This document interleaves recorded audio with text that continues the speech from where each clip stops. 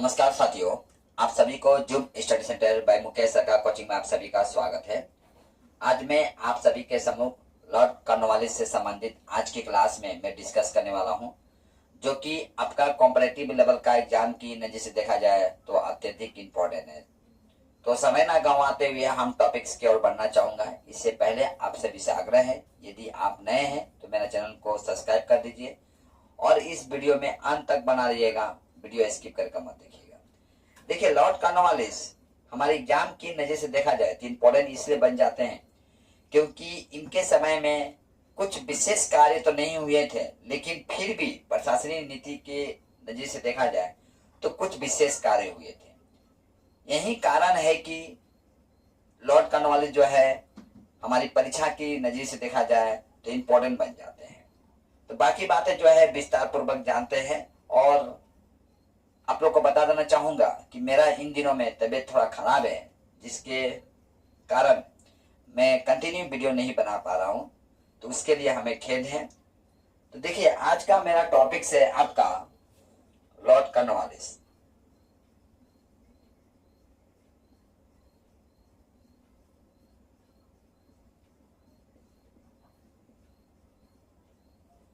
Lord Cornwallis, इनका हम समय देखते हैं आपका 1786 से लेकर आपका 1793 ईस्वी तक इनका शासन चलता है। इनके समय में क्या होता है, देखिए हम देखते हैं आपका जिला का सभी अधिकार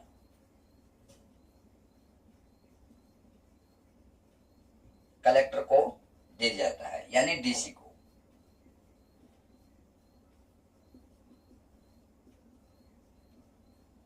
ठीक है, और इन्होंने पुलिस कर्मचारियों का वेतन में वृद्धि करते हैं।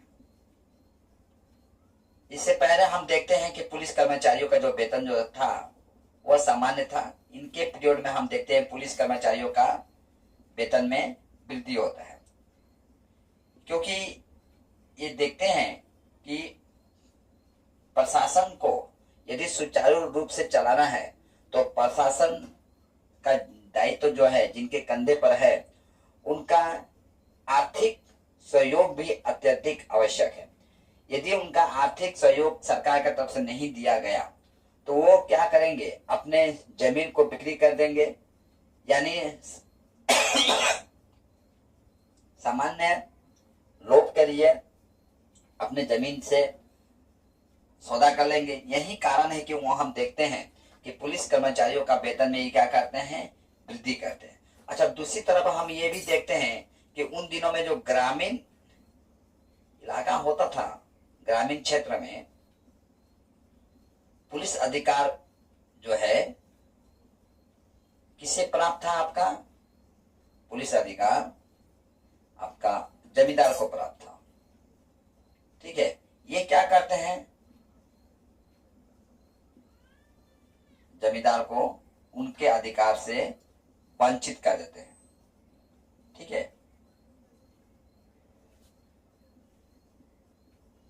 यानी लॉर्ड कॉर्नवालिस का मानना था कि जब पुलिस है उनके देश में, तो पुलिस का कार्य जमींदार क्यों करेंगे, क्योंकि जमींदार भी क्या कर रहे थे, उन दिनों में जमींदार आम जनता का शोषण कर रहे थे, यानी अपने पावर का गलत उपयोग कर रहे थे। यही कारण है कि लॉर्ड कॉर्नवालिस क्या करते हैं, जो जमींदार जो थे उन्हें जो पुलिस का अधिकार था, यानी सामान्य जुडिशरी सिस्टम में हम देखते हैं ये भी लिप्त रहते हैं, यानी जमींदार, तो इनको इस अधिकार से यानी पुलिस के अधिकार से इन्हें वंचित कर देते हैं। कौन वंचित कर देता है, आपका लॉर्ड कॉर्नवालिस। अच्छा, दूसरी नंबर हम ये देखते हैं कि उन दिनों में भारत में किसका शासन चलता है, तो कंपनी सरकार का। कंपनी सरकार कहने का तात्पर्य है आपका ईस्ट इंडिया कंपनी का, ईस्ट इंडिया कंपनी। और ईस्ट इंडिया कंपनी का भारत आता है आपका 1600 ईस्वी में, और इसका भारत आने का दो मूल उद्देश्य था। पहला मूल उद्देश्य क्या था, तो पहला मूल उद्देश्य था इसका व्यापार करना, और दूसरा देखते हैं हम शासन करना। इस कंपनी का दो मूल उद्देश्य था। तो लॉर्ड कॉर्नवालिस के समय में हम देखते हैं कंपनी सरकार ही जो है सब कुछ नियंत्रण करती है। अच्छा, इनके समय में कंपनी का जो कर्मचारी जो हुआ करते थे,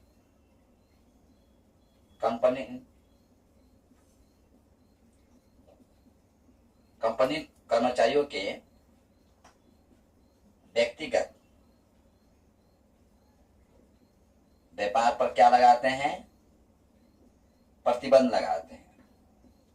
यानी कंपनी के अंतर्गत जो भी व्यक्ति कार्य कर रहा था, उस पर जो व्यापार कर रहा था उसके कार्य पर क्या कर देते हैं? प्रतिबंध लगाते हैं। यानी इनका मानना था आप कंपनी के अंदर में कार्य कर रहे हैं, यानी आप निजी कोई व्यापार नहीं कर सकते हैं। जो भी काम करेंगे आप सरकार के लिए करेंगे, देश के लिए।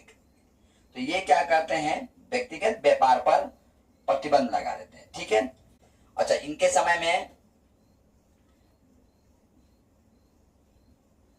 जिला में यानी डिस्ट्रिक्ट में आपका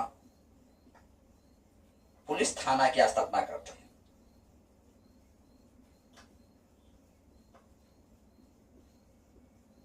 ठीक है।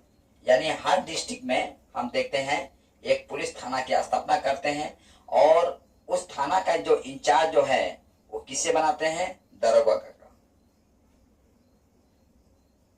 दरोगा को थाना इंचार्ज बनाते हैं। जैसे कि आज भी जानते हैं ना आप कि हर थाना का इंचार्ज कौन होता है? दरोगा। तो यह हम देखते हैं दरोगा को क्या करते हैं? थाना का इंचार्ज बनाते हैं।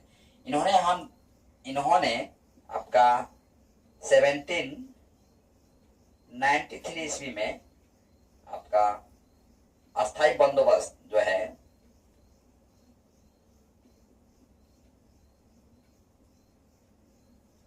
अस्थाई बंदोबस्त को लागू करते हैं। और दूसरी तरफ हम ये भी देखते हैं कि जो जमींदार जो थे आपका, जो टैक्स कलेक्ट करते थे, तो वो टैक्स को क्या करते थे? टैक्स का ज्यादा भाग वो अपने पास रख लेते थे और कंपनी सरकार को कम दिया करते थे। तो हम देखते हैं लॉर्ड कॉर्नवालिस जो है ये क्या करते हैं? आपका जमींदारों को सख्त आदेश देते हैं कि वह टैक्स का 90% किससे जमा करेंगे? कंपनी को, यानी कंपनी सरकार को। और 10% किसे जमा करेंगे? 10% अपने पास रखेंगे।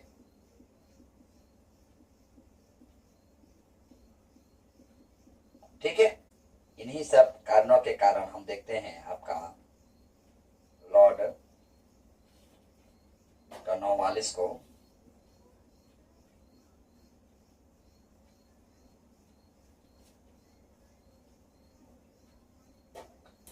भारत में नागरिक सेवा का जनक कहा जाता है।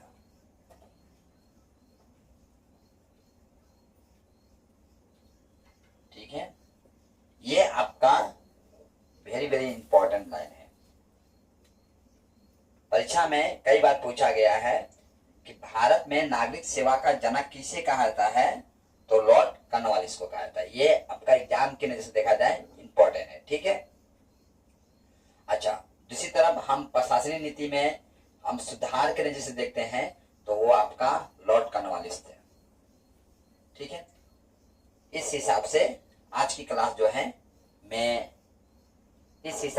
तो आज की क्लास में मैं लॉर्ड कॉर्नवालिस से संबंधित जो सामान्य जानकारी जो था वो मैं आपके सम्मुख रखने का प्रयास किया हूं, और जैसे कहना चाहूंगा कि आप इसका स्क्रीनशॉट लीजिए। तो आपको नोट बनाने में काफी लाभदायक सिद्ध होगा। और आज की क्लास जो है मुझे यहीं पर समाप्त करने का अनुमति दीजिए। जय हिंद।